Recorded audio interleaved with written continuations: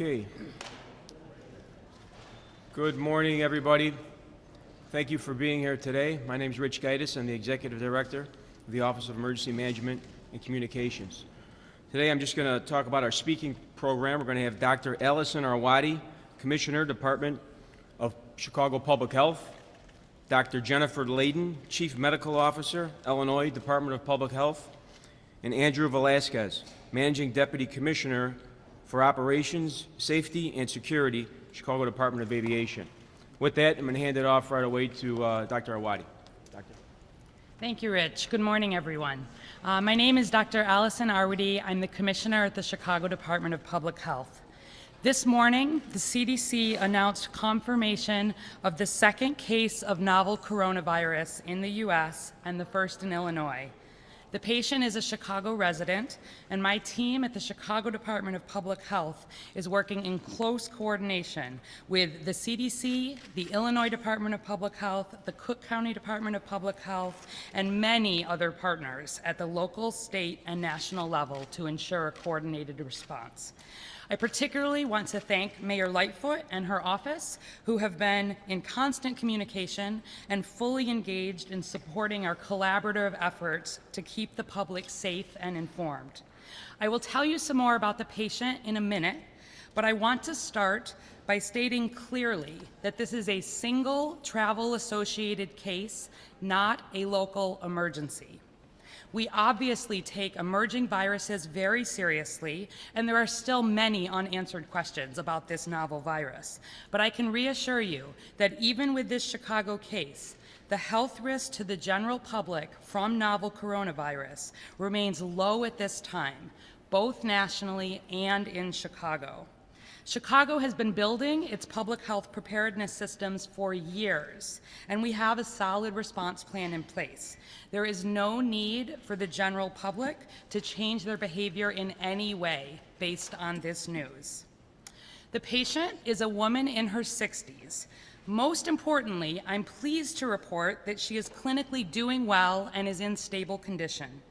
She traveled to Wuhan, China in late December and returned to the U.S. on January 13th. A few days after arriving home, the patient began to feel unwell. She called ahead to alert her doctor to her illness, rather than just presenting to a clinic or emergency department. This is exactly what any potentially ill returning traveler from Wuhan should do: call ahead and seek medical care. This patient's doctor's office appropriately asked about travel history and quickly put a mask on the patient, helping limit the potential risk of spreading infection. Her doctor then referred her directly to a hospital with infection control capabilities for further workup. Again, this is exactly what we've been educating local healthcare providers to do. Ask about travel history and reach out to your local public health department to discuss any ill patients with recent travel to Wuhan, China. Hospital staff then placed her in the appropriate setting for infection control, performed a full clinical workup, including ruling out more common viruses like influenza, and worked with public health to arrange testing for novel coronavirus at CDC. The patient is clinically doing well. She is currently in stable condition and remains hospitalized primarily for infection control. While we will be following her course closely, the patient's story so far highlights the way public health messaging and awareness are working locally, as well as the importance of coordination and awareness in the clinical setting. The patient has been very helpful as we've been gathering information about her contacts in recent days. She was not symptomatic when flying. And based on what we know now about this virus, our concern for transmission before symptoms develop is low, so that is reassuring. She has limited close contacts, all of whom are currently well and who will be monitored closely for symptoms. We will also be monitoring the healthcare workers who have cared for and continue to care for this patient. Since returning from China, the patient has had very limited movement outside her home. Now that this test is positive, we will continue to collect and confirm even more information about her activities and contacts. But we know already, for example, that she has not taken public transportation. She has not attended any large gatherings. And actually, to our best knowledge at this point, she has not had extended close contact with anyone outside her home since returning from China and prior to admission to the healthcare system. So this is all very reassuring in terms of infection risk to the general public, which again remains low nationally and locally. Anytime a new virus emerges, we are reminded of how small our world is and of how critical it is to invest in building strong public health systems. I want to thank the federal, state, and many local partners who have worked together and prepared, not just to respond to this case, but over many years to ensure the Chicago area is well prepared to respond to emerging infectious diseases. I'd now like to hand it over to Dr. Jennifer Layden, the Chief Medical Officer and State Epidemiologist at the Illinois Department of Public Health. Sure. My name is Dr. Allison, Allison, Arwady, Arwady. I'm an MD, and I'm the Commissioner at the Chicago Department of Public Health. Thank you, Allison. Hi, my name is Jen Layden. I'm the Chief Medical Officer and State Epidemiologist for the Illinois Department of Public Health. Yes, Jennifer, Jennifer, Layden, Layden. I would like to start by thanking our Governor, Governor Pritzker, state leadership, and IDPH's Director, Dr. Ngozi Ezike, as well as the Chicago Department of Public Health, other local health departments in Illinois, healthcare partners across the state, and the CDC for the coordinated and collaborative work on this rapidly evolving situation. It is because of the diligent work by healthcare professionals that we were able to identify this confirmed travel-associated case of the novel coronavirus quickly, while also taking measures to prevent others from being exposed. IDPH has been closely monitoring this international outbreak and began proactively preparing in the event the outbreak expanded. We began providing CDC guidance, resources, and recommendations to local health departments, hospitals, and clinicians across the state, and developed a dedicated web page with resources for the public and health partners. We have sent several health alerts and updates to local health departments, clinicians, and hospitals across the state, and held a webinar for local health departments this week, which had over 200 participants, and a webinar for clinicians and hospitals, which had over 500 participants. We will continue with frequent, scheduled communication with local health departments, clinical partners, and other key state partners. Coordination between the hospital, local, and state health department allowed specimens to be shipped and tested at the CDC quickly.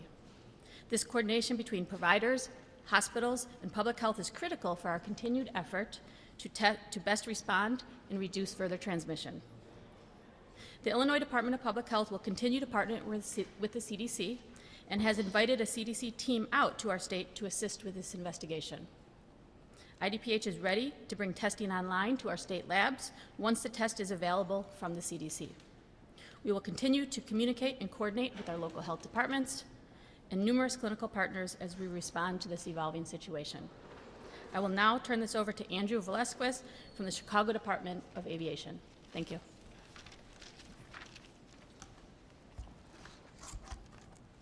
Good morning. My name is Andrew Velasquez, A-N-D-R-E-W, Velasquez, V like in Victor, E-L-A-S-Q-U-E-Z, Managing Deputy Commissioner for Operations, Safety, and Security for the Chicago Department of Aviation. The CDA has no higher priority than the safety and well-being of the traveling public, as well as our airport community. From the moment information came to light about this particular strain of coronavirus, CDA safety and security team has been closely monitoring the situation and interfacing with our federal and public health partners, particularly CDC, CBP, and Dr. Arwady's team at the Chicago Department of Public Health. We wanted to be sure we'd be able to support any special efforts related to the coronavirus while at the same time maintaining normal airport operations. Our experience in these matters is unfortunately extensive and hard-earned, whether it's a response activation related to MERS, Ebola, or even measles. But we also have deep relationships with our federal and local partners and are in a position to provide logistical support at a moment's notice, as has been the case here. Once CDC determined that O'Hare would be participating in this effort, we ensured they and CBP could stand up and enhance the risk assessment screening process immediately, and those assessments have been underway since Wednesday. In addition to our valued travelers, we are working hard to ensure the tens of thousands of individuals who make their living at O'Hare Airport have the most up-to-date information on the coronavirus, as well as ongoing efforts to keep the public and our airport family safe. We are grateful to our public health partners who have been an excellent resource in assuring our airport community and their risk of transmitting the virus is extremely low. Later this morning, our CDA emergency management team will convene a briefing call for airport stakeholders, and we will be distributing additional information about the coronavirus to all airport employees, as well as reminders about what steps all of us can take to maintain good health. We are committed to providing both information and reassurance, and in this case, those go hand in hand. Thank you very much, and we will now open it up for any questions that you might have. Thank you.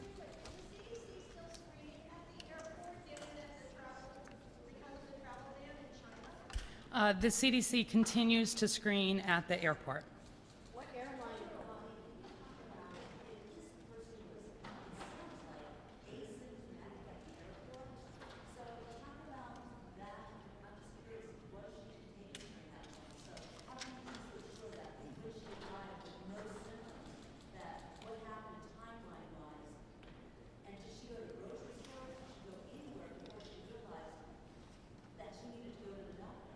So two parts to that question. So on the question about traveling before a patient has symptoms. So this is one of the reasons that the airport screening, while important, is only one piece of the public health plan around making sure that we appropriately detect people and treat them.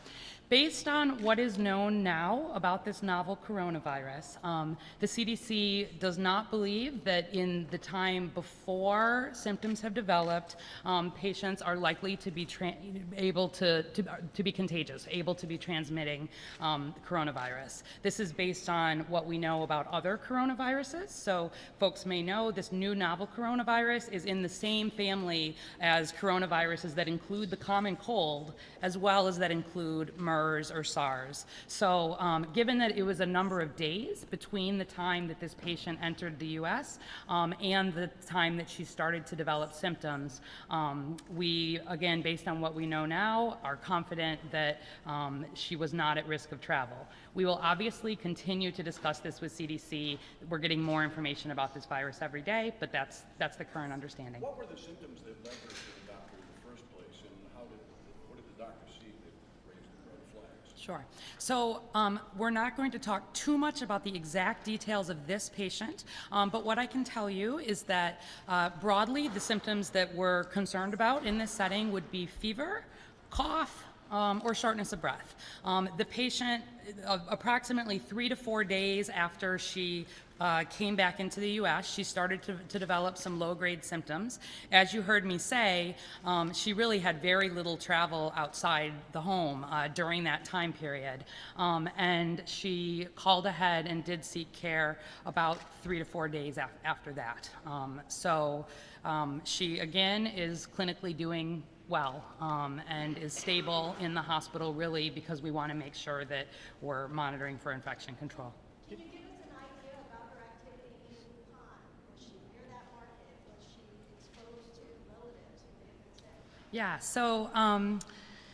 Certainly, this is of great interest. You heard Dr. Layden say that the CDC team is actually arriving, and some of them are even here now to assist with the investigation. All of that information is being collected and collated. We're interested in a lot of details about what her activities were in China, at the same way that we're interested in what they are here in Chicago. So we'll be collecting all of that. We were expecting that the airport were starting monitoring people coming from China this week, but we were yesterday at the airport and we thought people coming from Beijing, they said they weren't monitored. Right. Can you explain? Sure. Yep. So based on the CDC recommendations, the screening protocols that are in place at the 5 U.S. airports, including O'Hare, have been limited to patients with travel originating in Wuhan, China. Wuhan has been very much the epicenter of this outbreak in China, and so until we get other guidance from CDC, those continue to be patients that we would be screening. What airline was the patients traveling on, and how is this going to affect travel volumes? So we are not releasing publicly the details of the airlines, but I can assure you all of that data is collected, has been shared back with the CDC. They will be using it to make determinations about whether there need to be follow-up related to passengers on the plane, et cetera. Again, this patient was not symptomatic when she was traveling, which lowers the risk.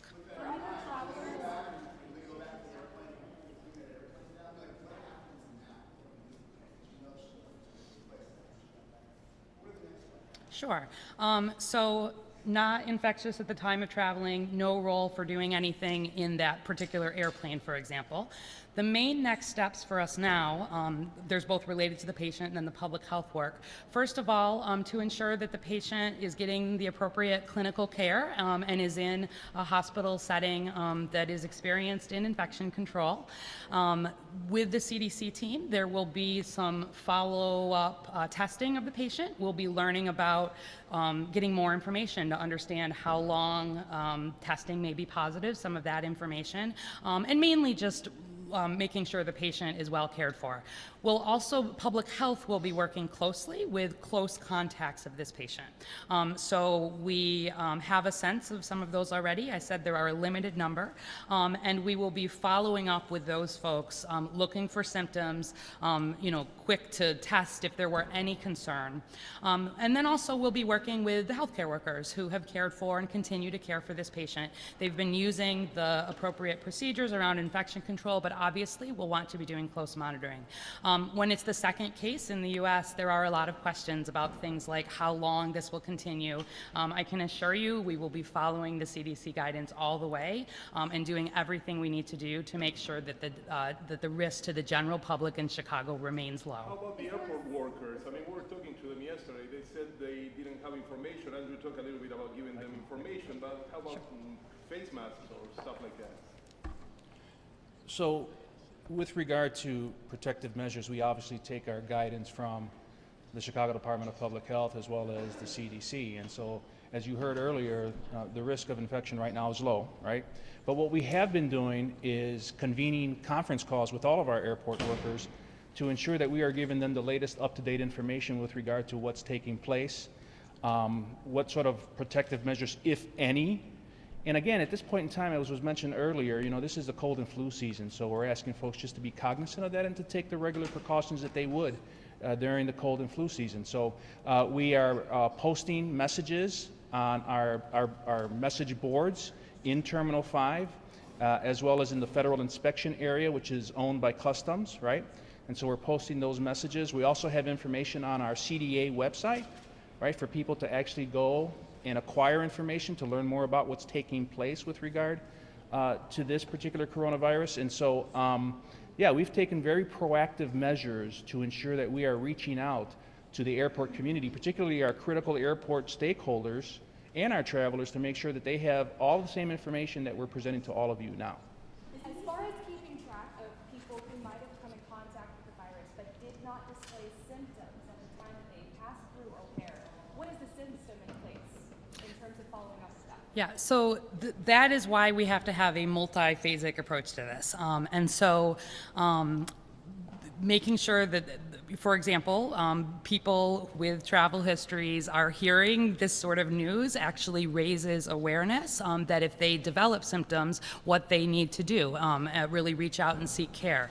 A lot of the work that the Public Health Department and partners have been doing is around this education piece for our healthcare providers, making sure that, like in this case, if a patient comes in, we're asking appropriately about travel history, and if there has been travel to Wuhan, China, or contact that is otherwise concerning with a person who's been diagnosed, that the clinician is quickly reaching out to public health, and we're having these conversations about whether we need to do additional workup.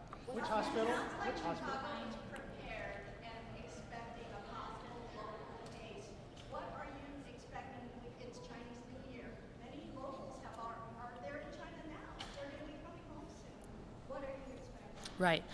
So Wuhan alone is a city of more than 11 million people. It's 4 times the size of Chicago. It's a global city. Chicago's a global city. We know that we have travel broadly, so we have been prepared, to potentially expect a travel-associated case. So in that respect, we're certainly not surprised to have a case. I think if folks have been following the international news, you've seen that China has increasingly been establishing limits on travel within some of its own cities, which would also impact spread of the virus international, presumably. But CDC is paying very close attention to this question. The incubation period of 14 days, that seems I'd say that's broadly in line with what we've seen with these other coronaviruses. I worked actually for the CDC prior to being at the Chicago Department of Public Health. I worked on the ground in Saudi Arabia when MERS was emerging with CDC. I worked on the ground in Liberia when Ebola was emerging with CDC. You don't always have the full answers early on in an outbreak, in an international outbreak, but always we're using the data that's available and basing it on what we know about other similar viruses. So the CDC will be conservative on this, as will the Chicago and Illinois Departments of Public Health.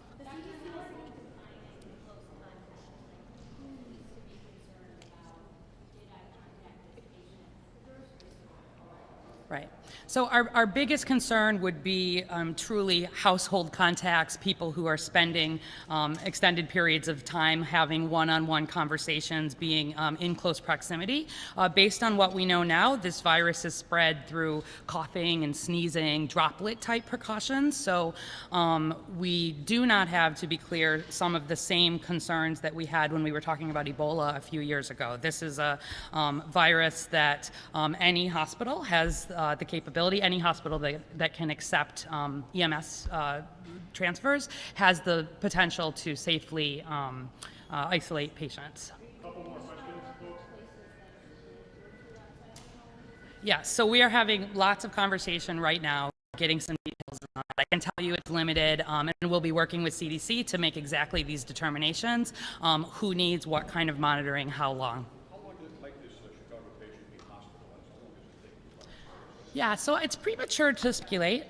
There are plans to serially test this patient and to send those samples down to CDC. The plan would not be to release this patient until she is no longer showing any signs of being infectious, but I can't predict at that point how long that will be. CDC is monitoring dozens of suspected cases throughout the U.S. Are any of those suspected cases in Illinois or the Chicago area? Yep. So if folks heard on the telebriefing this morning, the CDC did say that they have 63 patients under investigation across the U.S. From 22 states. So this gives you a sense that although this case is second, we would not necessarily be surprised to see some of these other labs turn positive in the next few days. We've talked a lot about how much we want to share related to patient conversations or patients that may be under investigation. And we've decided at this point that we would be quick to share right away information about a confirmed case, just like we're doing now. There can be a lot of rumors and a lot of misinformation that's flying. The Chicago Department of Public Health and our partners are having conversations every day with providers here in Chicago who are talking with their patients about travel to China. A patient traveling to China does not mean that they need a test, for example. A test does not mean that it's going to be a patient. And so that's our decision at the moment. We'll continue to follow CDC guidance around that. Yes, there were not other travelers from the Chicago or Illinois area. Thank you, folks. That's it. Thank you. You should have a news release too.